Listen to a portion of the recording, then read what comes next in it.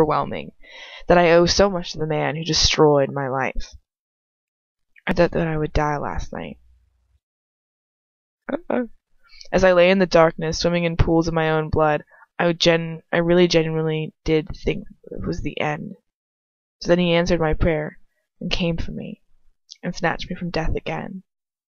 And then he held me as he thought I was dying, begging me to hold on, for his sake as well as mine. And then I asked him why he would want me to live. You know why, my dad. And I do know, don't I? It was almost stupid of me to ask him. I reach over the bottle on my bedside table and pour myself out some more potion, drinking it down quickly, feeling all the while my strength coming back to me. I stayed stock still on the edge of my bed, my knuckles white, as I grip onto the mattress either side of me. Okay, whatever. It's been gone for ages, enough time for me to finish the potion and have a bath. Well, it's given me enough time to feel better anyways. I feel a little weak, but not from lightheadedness anymore, at least. I can walk around my room without feeling dizzy. I just wish he'd come back. I need to see him. I need to know. But do you want to know? I sigh, standing up and walking over to the other side of my room and sit down in front of the dressing table. The face that stares back at me from the mirror is not one I know anymore. My hair is longer, quite a bit longer, and it looks wilder than ever, excuse me. It's darker as well, probably from not having seen any sunshine for months on end. And I'm pale. I mean, I've always been quite pale, but my cheeks were always rosy. It's just sort of made up for it. Not anymore, though. Now my skin is colorless as the white dress I'm wearing, and I look like a ghost of a frozen girl. I look down at my wrists, the two pair of thick white lines that cross each other over the visible veins underneath my almost translucent skin. They'll be there for the rest of my life. Permanent reminders of what Lucius Malfoy and what he's cost me. I look back at the mirror, studying my face, of a stranger that stares back at me. My eyes. That's where the biggest change lies. I've never paid much attention to them before. They've always just been brown, boring, I always thought. But having Lucius as my chief companion has made me realize that a person's eyes can say so much about them. And I see that now, in my own face, my eyes will never be again. My eyes will never again be the innocent eyes that looked out on the world and saw something that could be changed for the better. My vision has become polluted. Nothing is black and white anymore. Only all different shades of gray. Gray, like his eyes. The door creaks open. My nails scrape across the wood of the table in front of me. There's a click as the door is locked. I don't know why I'm here. I don't know what I'm here for. But the door must be locked. Whatever happens here must never be discovered. She's sitting at her dressing table, with her back to me, looking at her reflection in the mirror. She looks desolate. She doesn't recognize what she's become. I know, because it's what I see when I look in the mirror. I walk slowly over to her. Still she doesn't turn to face me. Soft footsteps move across the floor, excuse me. But I don't look around. I keep my eyes steadfastly on the mirror in front of me, refusing to look past my own reflection and see his behind me, because I know that it's him. Who else would it be? A warm weight brushes onto my shoulder. My reflection shows pale fingers resting on my shoulder. Skin on bare skin. I try to keep my breathing regular. I won't give him a reaction. It's always a reaction he wants. But who am I to deny him what he wants? For everything he's done to me. Done for me. Everything he's done for me. Not to me. That would be awkward. Oh, and then she goes on to say, what, like torturing your parents? Torturing you half to death and trying to kill you? Get a grip, Hermione. A huge engulfing silence presses down on us. Like his hand pressing down on my shoulder. I draw in a breath as my fingers graze over her soft skin, where her neck meets her shoulders. A warm weight of his touch should be comforting, but instead brings back that old, unexplained feeling he invokes in me. Like there's a huge, yawning void within me, a terrible ache that I can't heal. She gives no reaction at all. Perhaps she's immune to my touch. If only I were immune to hers. Just touching her now is almost too much to bear. What should I do? How can I be rid of this agony? The answer is all too obvious. He eventually speaks, breaking the horrible endless silence, even if I was going to read it correctly. How do you feel? He asked quietly, his voice very still. Better, I whisper back. His knuckle whitens for a second as his fingers bite into my skin before he lets go. I grip onto her shoulder tightly, convulsingly, before I force myself to let go. I want to slump forward, but I don't.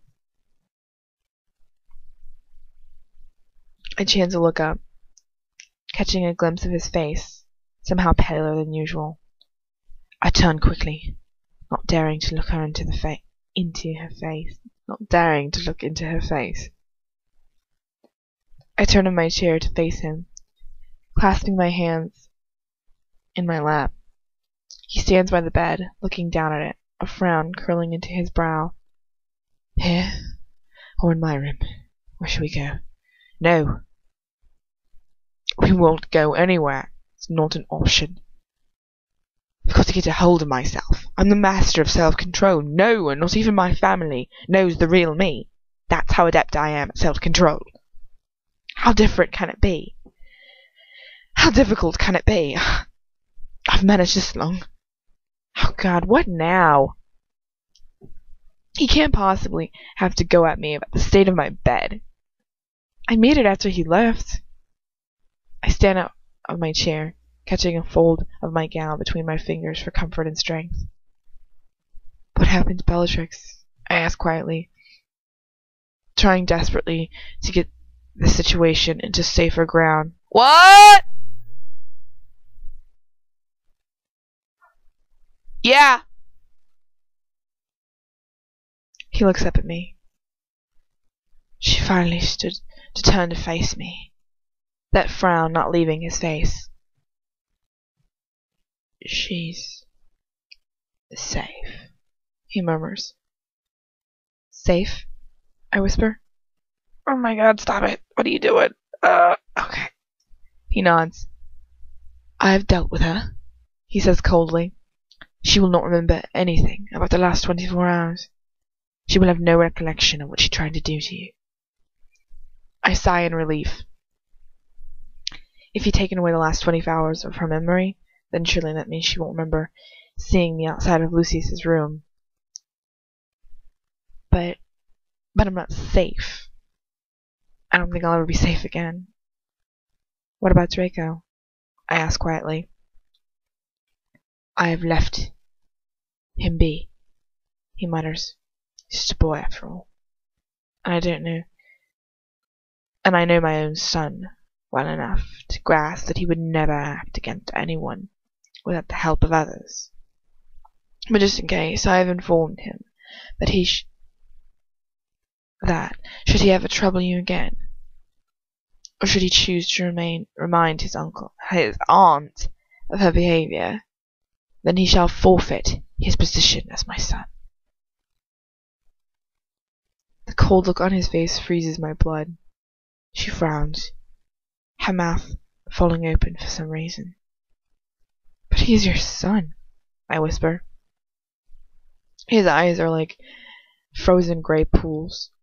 "And he shall remain, and so he shall remain, as long as he does not choose to defy me."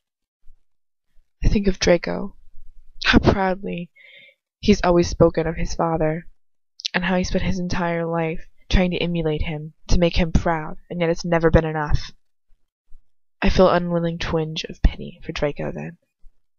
She bites her lip, her eyes shining, and suddenly her interest makes sense. "I suppose your infuriating disposition leads you to feel sorry for him," Lucius mutters resentfully, a bitter smirk twisting around his mouth. She doesn't answer. She just opens her mouth, but says nothing. It's not a question, it's a statement. He knows me too well. I open my mouth, gaping at him stupidly. He takes a small, mirthless laugh. Of course she's sorry for him. How impotent. How insipid she is. How predictable. That she should feel pity for someone who just 12 hours ago tried to murder her. I can see the pink glisten of her tongue. He steps forward, walking slowly across the room towards me again. "Don't pity him. He should not have done what he did." He whispers for a moment, his gaze locked on mine. She flinches, pressing her lips together. What is she afraid of? That's a ridiculous question. It's a horrible stare. It's violating me, stripping away every layer of protection, and I hate it.